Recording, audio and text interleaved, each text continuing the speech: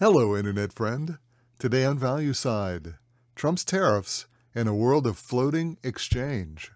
I'm David Ravel.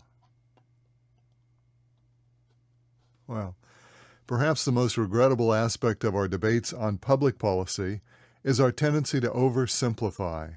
After all, much of the debate occurs in the media or on the Internet, where brevity is prized. Does it fit into a 30-second soundbite or a 180-charter tweet? The president is the master of the short-form communication. With his own social media website, Truth Social, he extols his policy prognostications. This has been especially true in his push for greater American tariffs.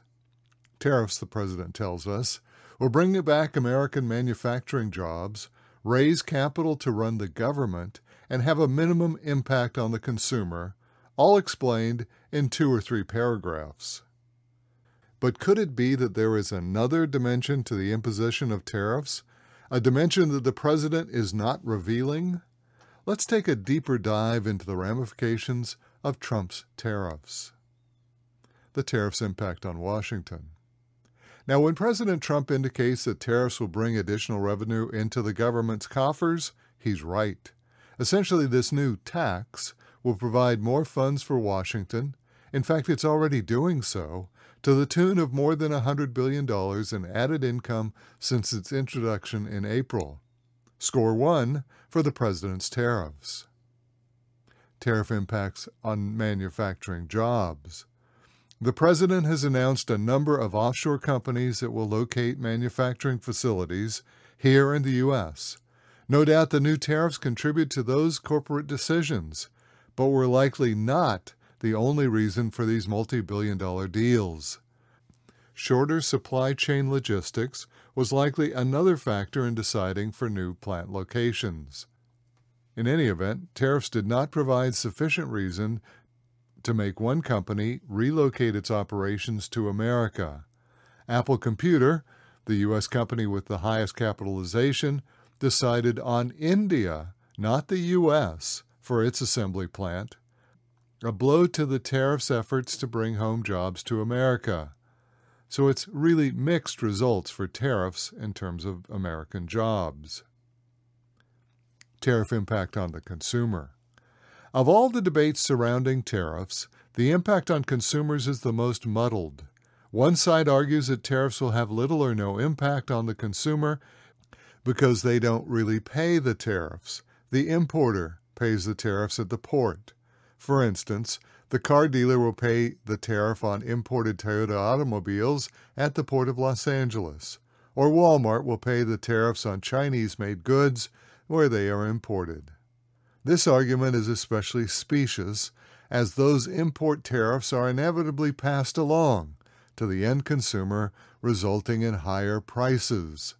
Like the European value-added tax, no matter who pays the original tariff invoice, it's ultimately the end customer who pays the higher price.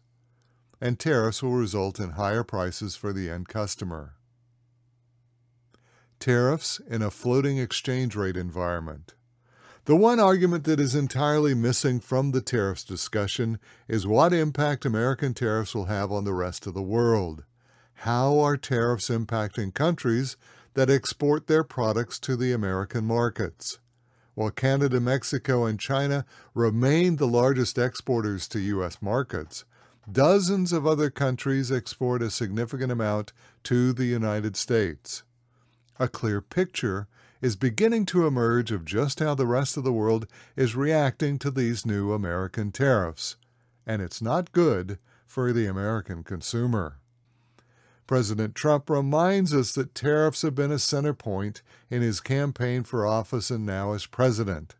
He may not have realized that not just Americans, but the rest of the world has been listening and preparing for the impact of American tariffs. Now, the last time the United States imposed tariffs in this significance was in the 1930s, a time when foreign exchange between international currencies was fixed. Back then, the U.S. dollar traded at a fixed rate tied to gold, and the currencies of our major trading partners did the same. Trading partners had few, if any, options to mitigate the impact of higher American tariffs.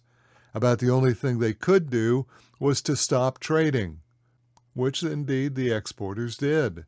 The result, of course, was to amplify the worldwide trade slowdown, exacerbating the Great Depression. However, today all that's changed. The foreign exchange of currency, Forex, happens instantly.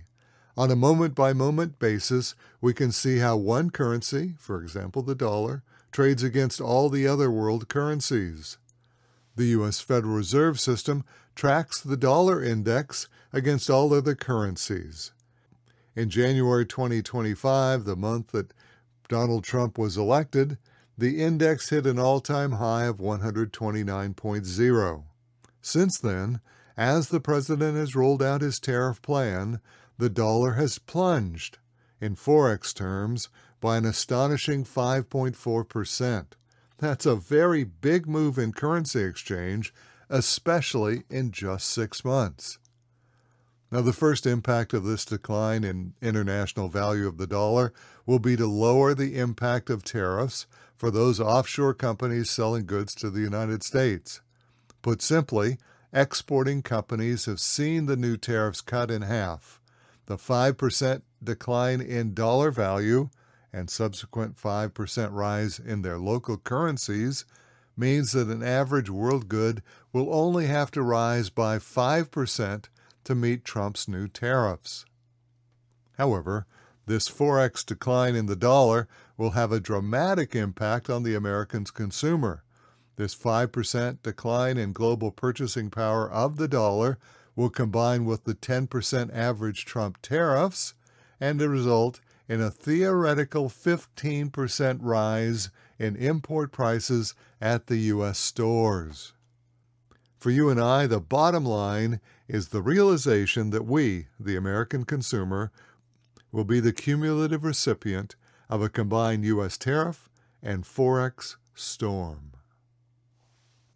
And that's today's Value Side. For all of our articles and references, podcasts, visit valueside.com. I'm David Revell. ValueSide is independently written and researched. The views expressed are strictly my own.